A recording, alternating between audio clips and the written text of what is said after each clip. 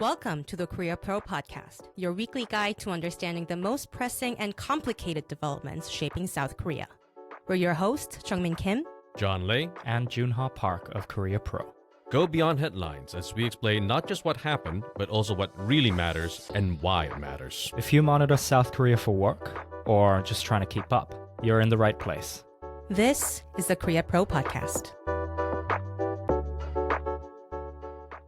Hello, listeners, and welcome back to another episode of the Korea Pro Podcast. It is now Thursday, July 16th. It's close to 3 p.m. I'm your co-host, John. And co-host Joon Ha Park. Chongmin is not here with us today. God rest her soul. She will be dearly missed. She's in the other room, but She's no longer with us. My heart is broken. Okay. On that note, let's begin right away. So this week started off with a bang. Well, it was on Tuesday when President Lee Jae Myung announced the government's Economic growth strategy.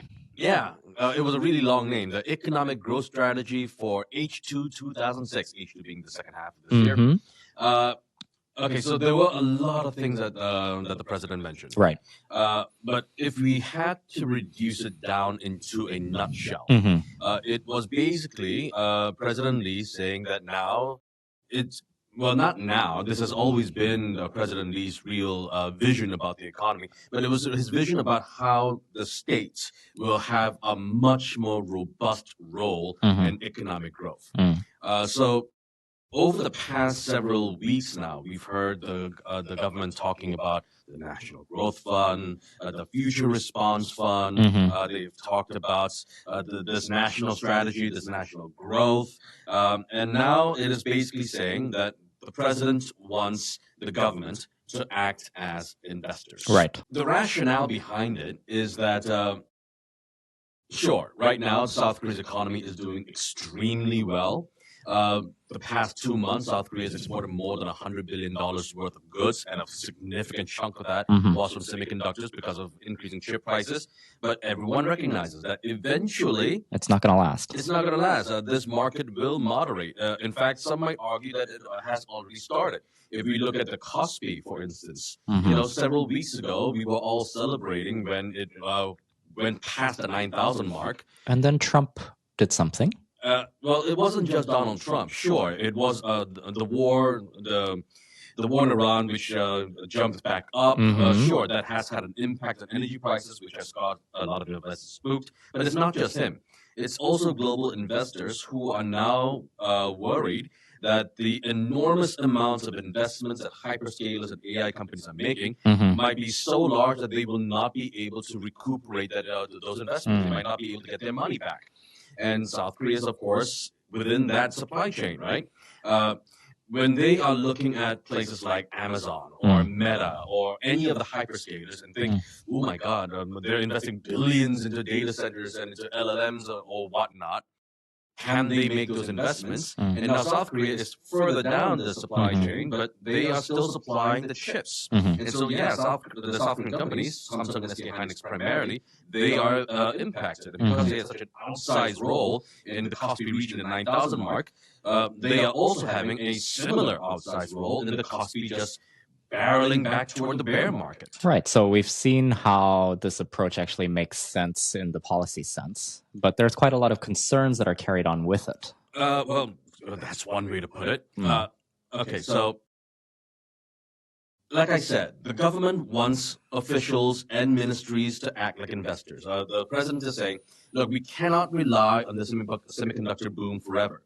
So using this enormous tax windfall that the South Korean government is going to get through tax revenues, the president is saying, let's invest this in future tech. Right. And so there's got to be things like batteries, physical AI, the usual suspects. And so the president says, let's invest in these companies and in this technology. And that sounds all well and dandy. Diversifying away from semiconductors is a great thing. But herein lies a problem. The president wants ministries to act as investors. Now, For anyone who's been observing how the South Korean government has been operating in regards to what it considers sensitive technologies or technologies that are important to its national interests, there has always been a turf war between ministries. We've seen the trade ministry, the science ministry, the finance ministry, all of these different ministries all basically having different programs that are funding the same projects under different names. And we've previously covered about how when there is a lack of what we typically call a central control tower, there's going to be a lot of turf battles between ministries that want to make sure that they are valued, that they get a bigger piece of the budget that the government allocates at the beginning or at the end of every year. And then we see a fall through of political accusations, BAI, the Board of Audit and Inspections, coming in, saying that, you had an unsuccessful investment. Let's see what you did behind the scenes. I'm so glad that you brought up the BAI. And that if you are a civil servant, if you are a bureaucrat or a government official or a politician, nothing, well, maybe not nothing, but very few things scare you as much as the BAI. Immediately when I saw the president's announcements, the first thing that came to mind was Legoland. Oh. Yeah. Well, that's an episode in itself. Yeah, that was several years ago now. It was 2022 in Gwangju. That was a massive local government failure. And when the whole Legoland fiasco happened, all those officials, they got dragged to the BAI and were just grilled. And therein lies the problem. Okay, so the investments that we're looking at right now is what's called patient investment. Now, what that means is that the government will invest in, company XYZ or whatever, and will just leave it be. And the rationale is that R&D, especially when it comes to new technology, it rarely gets approved quickly, right? New technology takes a lot of time to research, to develop, and then even after the R&D is over, it takes an even longer time to make it commercially viable. And so this is the kind of investment decision that has to be made. But if you are a government official and you approved an investment in a company, I mean, sure, it might take a while, but if it's never commercially viable, you have to think of the fact that someday you might get dragged to the National Assembly with the Board of Audit and Inspections, just grilling you to hell and having you personally liable for these decisions. Well, that's something to look forward to for these people. Moving on, the Bank of Korea, the governor Shin Hyun-sung, he announced quite a significant raising of the base rate by 25 basis points from 2.5% to 2.75%. Consumer inflation, he announced, reached 3.2% year on year in June.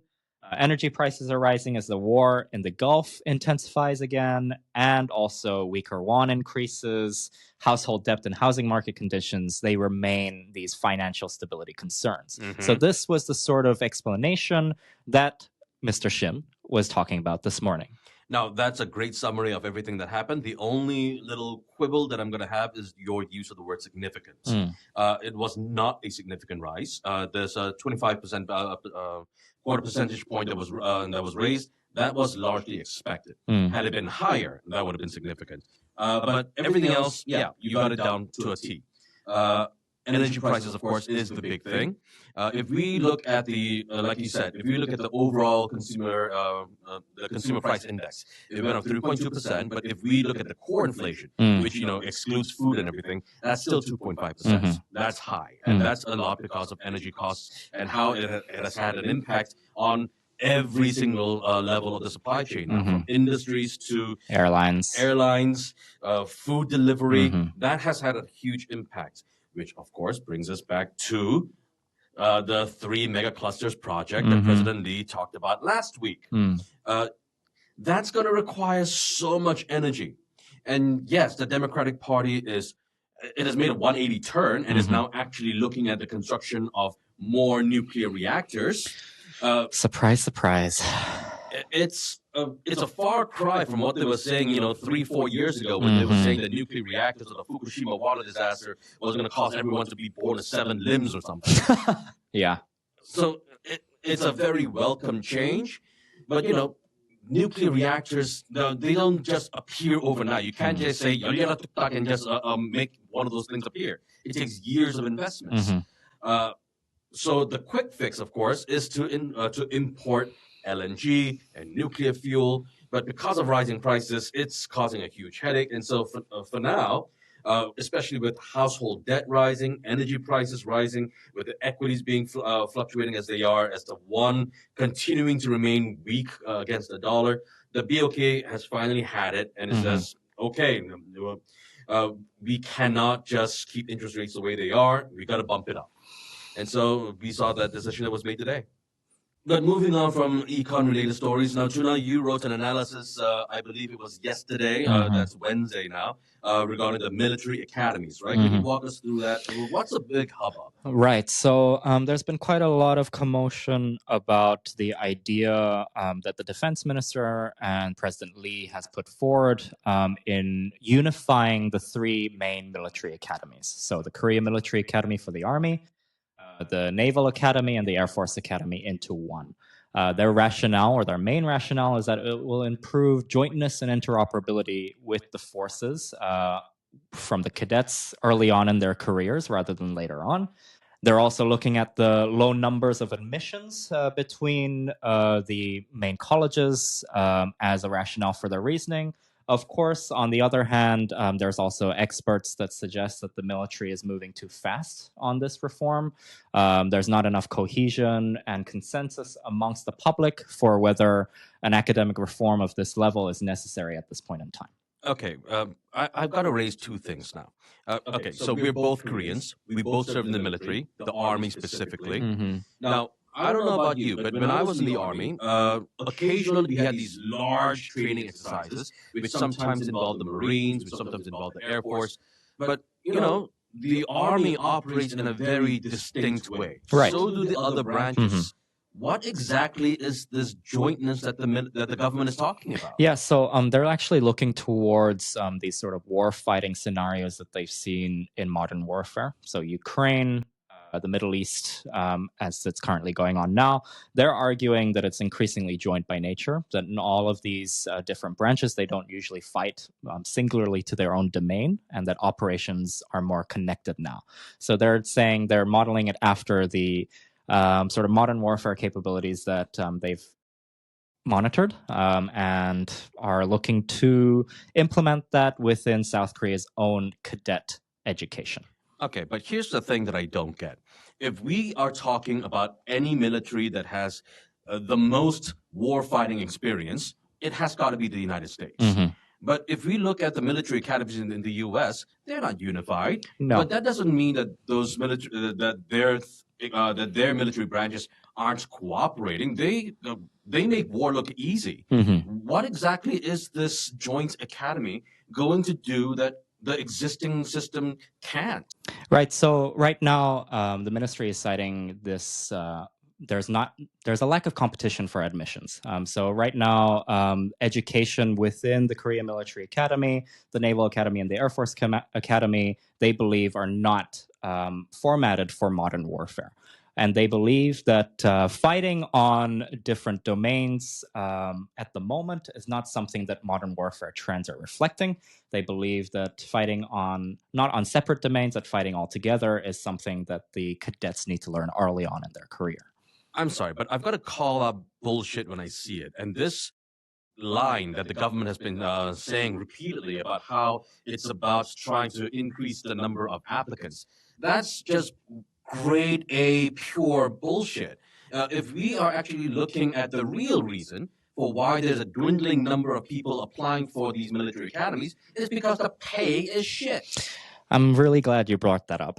People can apply to SK and gain, what, $100,000 annual bonus given how many exports that they're having. But whereas if you join the military, you're basically gonna be on on minimum wage at this point. And that's where all of the criticism is actually coming from. So they're saying that they don't really know why they're trying to employ this unification of the three different military academies at this moment in time, especially when much more prevalent and more prominent issues at the moment, as to what you mentioned, the low pay, the low living conditions, also the way in which these soldiers are actually trained on the field, the way in which officers are treated, the way in which generals are being treated right now as well, especially considering how the politicians also target people who have even a smidge of involvement within the martial law that happened a couple of years ago. It does look like a bit of a reckoning that's come up from the Lee administration, especially after President or former President Yoon's martial law and the military's perceived involvement in it. The targeting of the KMA in specific, the Korea Military Academy, come and stems from the prevalence of KMA graduate officials who were involved and much more close to President Yoon or former President Yoon in the lead up and execution of that failed attempt at martial law. Now, I'm really glad that you brought up the KMA, the Korean Military Academy. Now, for decades, the KMA has had a really sordid reputation. Mm-hmm. It wasn't just Yoon's martial law declaration. It goes all the way back to the 1980s, perhaps even before. Yeah. And so, here's the thing. If the Lee administration had just flat out said that they are making this decision because they want to weaken the KMA, because they don't trust the KMA and the institutions, the people behind it, I would have at least respected that. But the fact that they had to give this bullshit explanation about wanting to increase the number of applicants by having a unified school, I mean, come on. Who are they trying to kid? Well, that's why the controversy has lied in between, the lack of a blueprint until just this morning, where they just announced that they would build the university in the Chaeundae complex in Daejeon, moving basically the 81-year-old Korea Military Academy to Daejeon, which is sort of a strategic plan in their purview, since the Chaeundae military complex already has facilities for the Army, Navy, and Air Force that they can train there. It does look like that's the rationale that they're leading with. The full blueprint, however, there's a lot of questions regarding it. Admissions, when is that going to happen? Are admissions going to happen in 2028? What are the current soldiers or the current cadets? Where are they going to go? How is their curriculum going to be affected? Also, at the same time, for prospective students, when do they have to start thinking of going into a unified military academy? And will that actually bring up the numbers to what you described so effortlessly as bullshit plan? Is that actually going to succeed? So this is something that a lot of experts have had questions on, whether this is the most prominent thing that the military should focus on right now at the moment, instead of improving conditions, improving the pay. So it is something that the government will have to face a lot of questions for. Well, typical government behavior for you. Break everything and then ask questions later, which, by the way, which reminds me of one of my favorite quotes from Ronald Reagan. I'm from the government and I'm here to help. There's no other phrase that frightens me much more than that. I had to bring up Reagan. Good Lord. But anyway, moving on to another defense issue. Last week, when I was recording this with Tungmin, we were talking about the Canada deal and how Canada chose TKMS to supply them with their submarines. I heard your critique of Celine Dion. And Ryan Reynolds. They both suck. I don't care about Ryan Reynolds, but Celine Dion? Really? My heart will go on. Enough said. No more. Okay, well, my heart does go on. Well, fine, whatever. Agree to disagree. But regardless, after the submarine deals, South Korea moved on surprisingly quite fast. Right. It's not really all that hung up. So why is that? Canada's not only the big market player for South Korea. But that's 12 submarines. Well, they have to move beyond disappointment. You can't always sulk on something. And it does look like they've got something new on the horizon, especially in Southeast Asia. Of course, a much more smaller value market, considerably, especially for South Korea's strategists, but still something of value if South Korea does want to reach its top four global arms exporter goal by 2030, I believe. And what are these markets? What are they trying to buy? What's South Korea trying to sell? Yeah, so they're looking for Korean warships being sold to Thailand. Thailand's navy is trying to diversify its forces, as is most of Southeast Asia's navies doing at the moment. The Philippines is doing that too. Vietnam's trying to do that with its submarines. Thailand's trying to look for, I believe it was frigates and corvettes. Now, Thailand I get, but the Philippines, they have a very close working relationship with the Japanese, don't they? Mm-hmm. They do also with South Korea. South Korea is still undertaking its project and also delivery of, I believe it was the Philippine Navy's newest class frigates that the South Korean Hyundai shipbuilding is making for them. When it comes to the Philippine Navy, I do know that South Korea, I don't know if donated is the right word, but basically gave away some of the older Pohang-class ships, right? Right. So they did give away some of the Pohang-class ships. Your description is exactly correct. It's basically for free to these countries. Whether or not that bolsters the deal and the interoperability between ROC Navy systems and also Thailand or Filipino Navy systems, that's something that we still have to wait and see. So Canada, we are moving on. Ryan Reynolds and Celine Dion suck. And that's the end of it. I am not going to hear any more disagreements on that. Well, she doesn't surrender. Moving on to the week ahead. So next week on Thursday, July 23rd, the Bank of Korea is going to announce what it calls the advanced estimates of the second quarter GDP. So this is going to be a very important number that we need to look at. What we've seen overall so far is that the GDP numbers have been going up, and that's because of the increased exports. But just this week, President Lee Jae Myung said that he wants the South Korean government to really push development and economic growth up to 3%. Now, that's a big jump. If we look at all of these different estimates, initially South Korea was looking at 2% economic growth for this year. Some other organizations like the International Monetary Fund and the OECD, they're looking at 2.5, 2.6%. President Lee wants 3%. I don't remember the last time South Korea's economy grew 3% in 1 year, but we have to wait and see as to whether or not that's achievable. The Korean government is saying that because of this windfall tax that the South Korea is going to get, and because of all these semiconductor exports, that might be possible. We'll have to wait and see. Right, and also the ASEAN Foreign Ministers meeting will be going on next week. They'll meet in Manila from July 18th to 24th. Focusing on Myanmar, South China Sea, wider regional security in the region. These meetings will likely signal how the Lee administration actually moves forward in approaching Southeast Asia. So, of course, considering this defense industry that we've just mentioned, diplomatic, commercial, economic relations with Southeast Asia, that South Korea is trying to expand its pool market going forward, especially with regional players like Japan. Turkey also from Europe coming in, and Italy coming in as competitors for South Korea.